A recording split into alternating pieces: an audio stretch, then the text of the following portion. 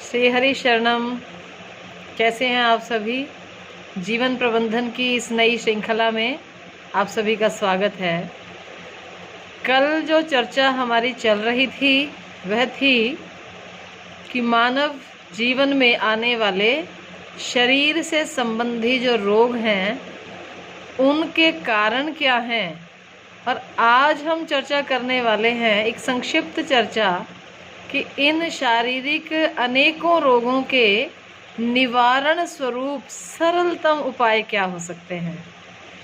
तो इस विषय में आयुर्वेद के संदर्भ से भी और अनेकों संतों के निजी जीवन के अनुभवों के आधार पर भी मैं आपसे ये चर्चा कर रही हूँ कि मनुष्य का जो शरीर है, मानव के शरीर में जो व्याप्त ईश्वरीय चेतना है, जिसे सत चित आनंद स्वरूप चिति शक्ति भी कहते हैं, वह चेतना 3 विभिन्न स्तरों पर प्रकट होती है। मानव के शरीर को ही अगर हम 3 अलग अलग स्तरों पर मान लें तो भी कोई अतिशयोक्ति नहीं होगी। सर्वप्रथम तो वह है जो हमारे स्पर्श करने में आता है, ये है शारीरिक स्थूल शारीरिक अभिव्यक्ति, जो पकड़ में आता है, दिखता है, सुना जाता है, देखा जाता है, और इसके भीतर में विराजमान जो हमारा मन, विचार परंपरा, विचारों की श्रृंखला, हमारी सोच, हमारे मन के अंदर उठने वाले संकल्प और विकल्प, और कुछ मायनों में बुद्धि का भी वहाँ थोड़ा सा जुड़ाव अवश्य रहता है। तो यह दूसरा स्तर जो है वह है मानसिक स्तर। इसे आप चाहे हृदय कह लें, मन कह लें, विचार कह लें, माइंड कह लें, इसे कुछ भी कहा जा सकता है। और तीसरा जो स्तर है वो स्तर है हमारी आत्मा का स्तर। जी हाँ, देखिए, जब जब मनुष्य के शरीर की मृत्यु होती है तो शरीर नष्ट हो जाता है, परंतु आत्मा जो है वह मुक्त होकर के पंछी की तरह इस शरीर के पिंजरे से मुक्त होकर के वह उड़ जाती है। परंतु विडंबना मनुष्य जीवन की यह है कि वह अपने जीवन के लगभग 100 वर्ष या ऊपर नीचे के हिसाब से वह 100 वर्षों के इस जीवन काल में, अपने इस मानवीय जीवन की अभिव्यक्ति के काल में, वह कितना समय अपने शरीर के भाव में, शरीर के साथ में, शरीर की पीड़ाओं में, शरीर के संग में जीता है, और कितना समय वो अपनी आत्मा के संग में व्यतीत करता है, और इसी प्रकार कितना समय वो अपने मन की तरंगों के, विचारों के उलझनों में उलझा हुआ वो बिता देता है। ये बड़ा विचारणीय विषय है। तो जब हम रोग की बात करते हैं, शरीर में रोग तो तीसरे पायदान पर अभिव्यक्त होता है। सर्वप्रथम हमारी आत्मा जो है वह आत्मा बुद्धि के अंदर, मन के अंदर उठने वाली जो कुसंग जनित नकारात्मक विचार प्रक्रियाएं हैं, उनके प्रभाव से मानो गंगा जल में कीचड़ का प्रयोग कर देने से वह गंगा जल अपने वास्तविक विशुद्धतम स्वरूप को तो छोड़ देता है। दिखाई देने में वो मटमैला जल ही दिखाई देता है, परंतु सच्चाई तो यह है कि यदि मिट्टी को छानकर अलग कर दिया जाए तो गंगा जल के जो निहित, जो उसके स्वतः के निहित गुण हैं, वे तो उसमें तब भी विद्यमान होते ही हैं। परंतु यह भी सत्य है कि मिट्टी के मिले होने की स्थिति में वह गंगा जल प्रयोग करने लायक तो नहीं रहता है। आप समझ गए होंगे।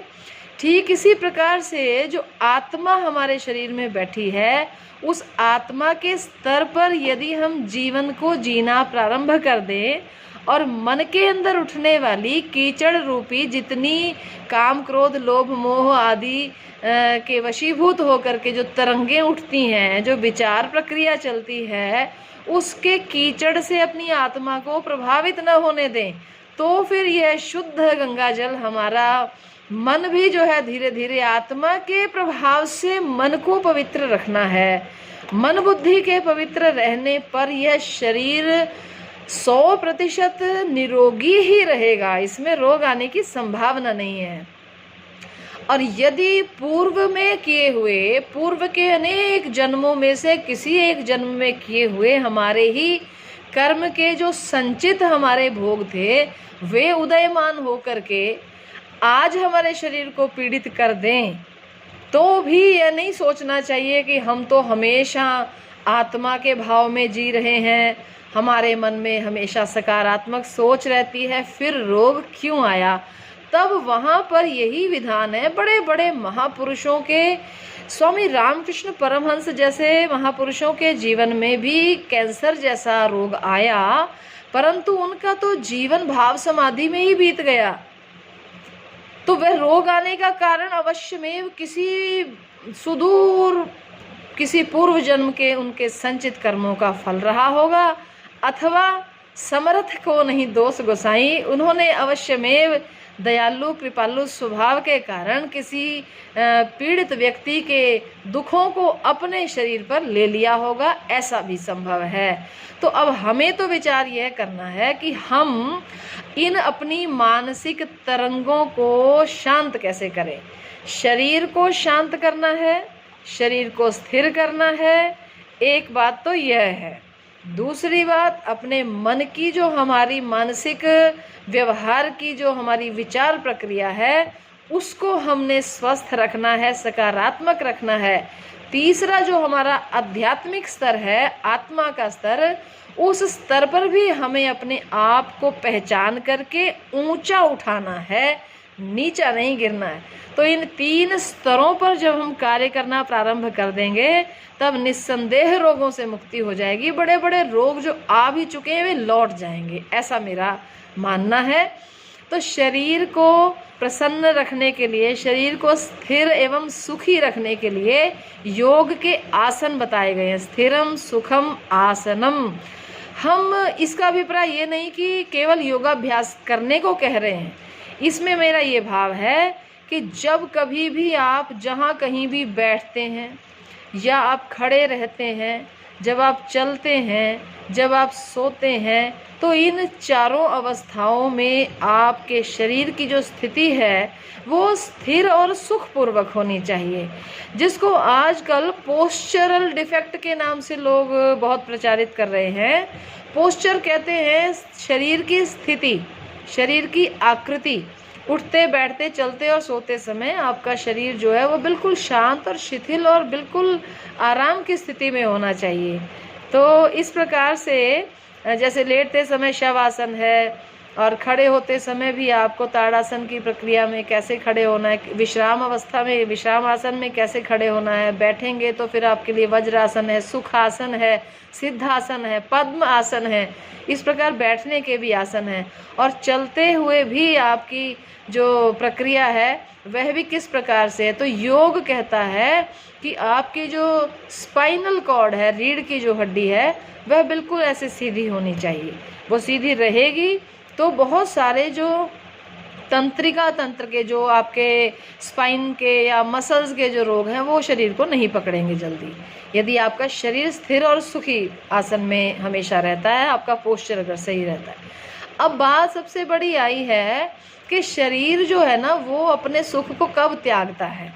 उसके शरीर की स्थिरता तब छूटती है जब हमारे मन की तरंगे नेगेटिव हो जाती हैं। बड़ा क्रोध आ रहा हो तो शरीर थर थर कांपता है और उठने बैठने चलने के सब ढंग भूल जाते हैं। और किसी प्रकार का लोभ है, किसी प्रकार का शोक लग गया है, किसी ने कुछ कह दिया अपशब्द तो फिर उसके दुख में आज उसने मुझे ऐसा कह दिया, ये हो गया वो हो गया। इस प्रकार की जितनी नकारात्मक सोच हैं ये मनुष्य को दिन भर पकड़ के रखती है। मानो हमारा मन जो है वो बाहरी लोगों के या वातावरण के प्रभाव में ऐसे जैसे पिंजरे में कैद हमारा मन और हमारे विचार रहते हैं।